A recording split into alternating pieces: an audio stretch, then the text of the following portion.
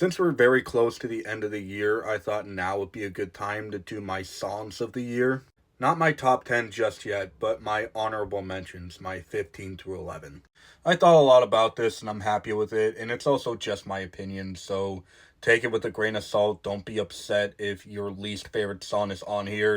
You see, there's this thing called personal preference and subjectivity that these 12-year-olds can't fathom. So, yeah, let's just do it. This is my 15 through 11. Starting off at number 15, my favorite song off the Jack White album, Bless Yourself. I feel like out of every song on this album, this is the one that has the rustiest production, rocks the hardest, and feels like a White Stripes song. It's loud, it's all over the place, yet it fucking rocks.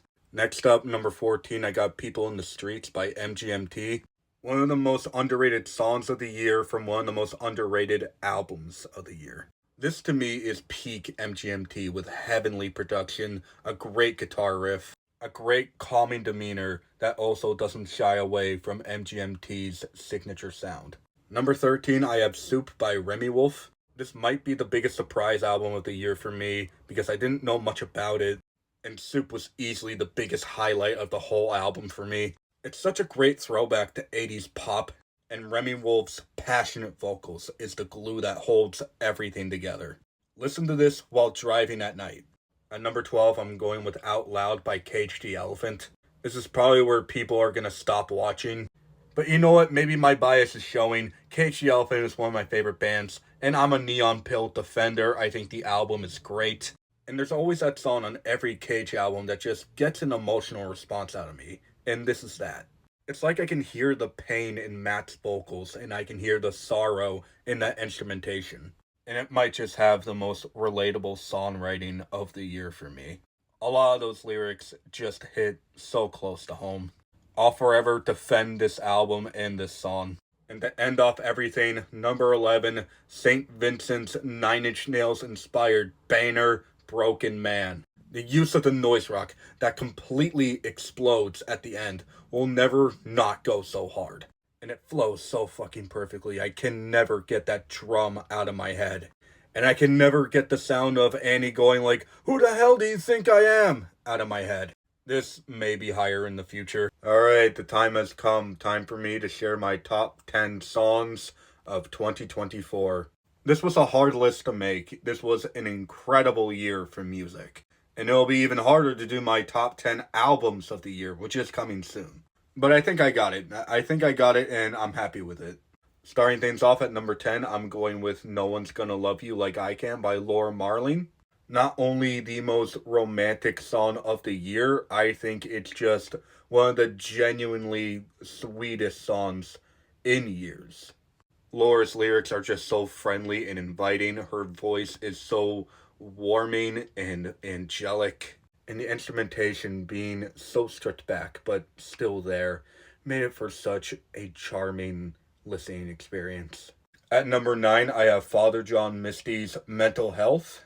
A very strange yet somehow very validating and wholesome look at mental health. It's like finding out someone who you thought was the weird guy at the party ended up being the most wholesome, understanding guy there.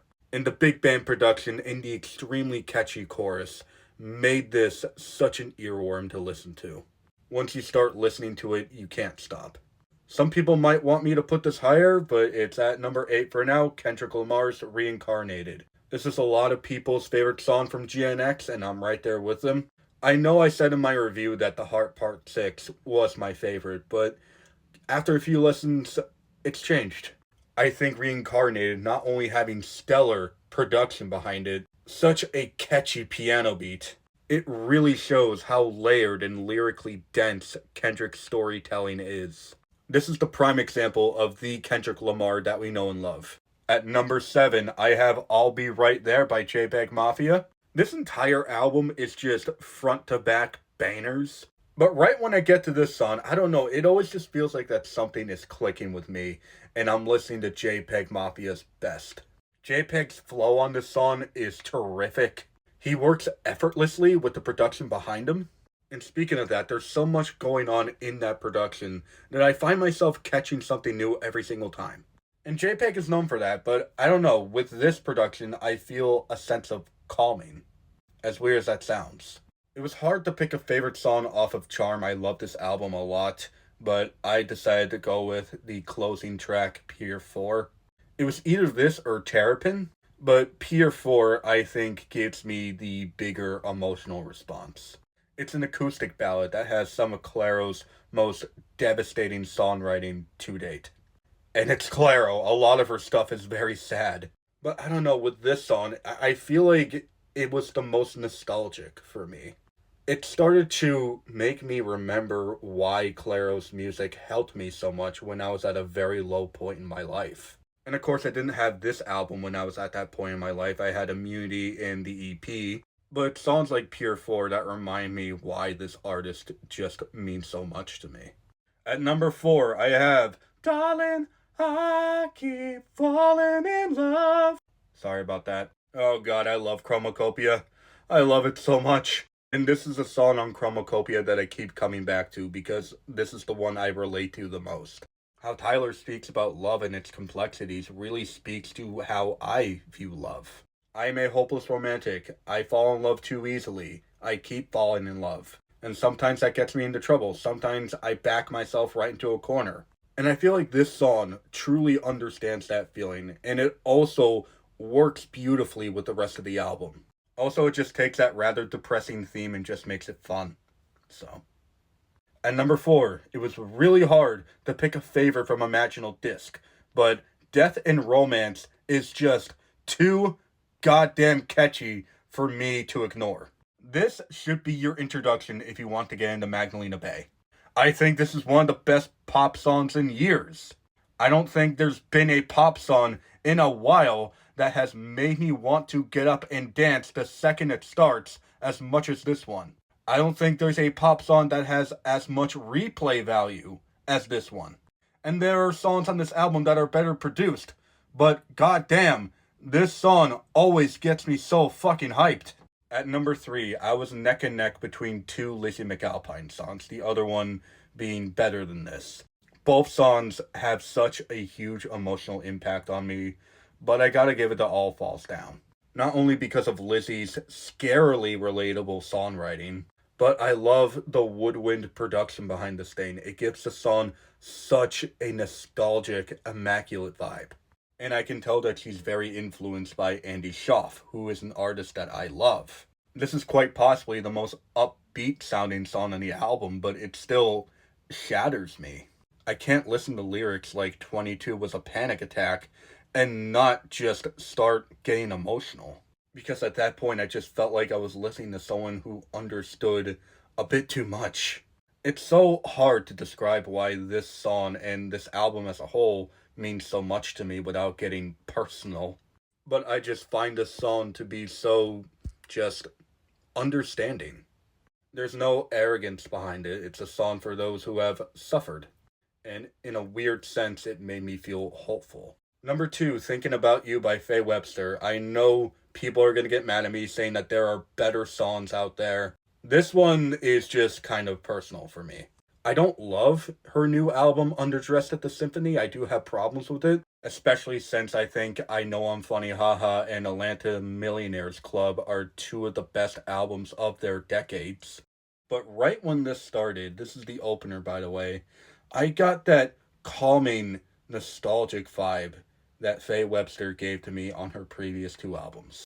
It's certainly the most comforting song of the year for me. And Faye Webster's music, if I were to describe it, would be comforting. The way Faye talks about love and love lost is so comforting to me. And I love that little guitar riff that repeats throughout the end of the song. So much so that I went and learned it.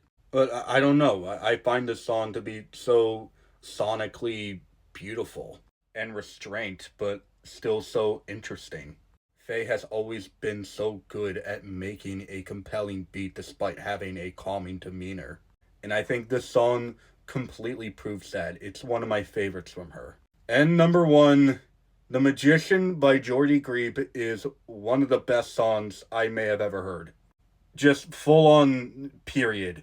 It is a 12-minute and 20-second song absolutely flies the fuck by, with some of the most compelling build-up and compelling storytelling that I have heard in music in quite a while. Jordy Griep created an epic in music form, and it built up to this completely satisfying, chaotic payoff. This man is 25 years old, and he made this. I would be wearing that on my fucking sleeve. It's a departure from the New Sound album, but it still fits like a puzzle piece. This thing is epic. It is grandiose. I cannot get enough of it. I've listened to the song countless times, and it always feels like I'm listening to it for the first time all over again, because it just blows my mind every single fucking time. Anyway, yeah, what's your favorite song of the year?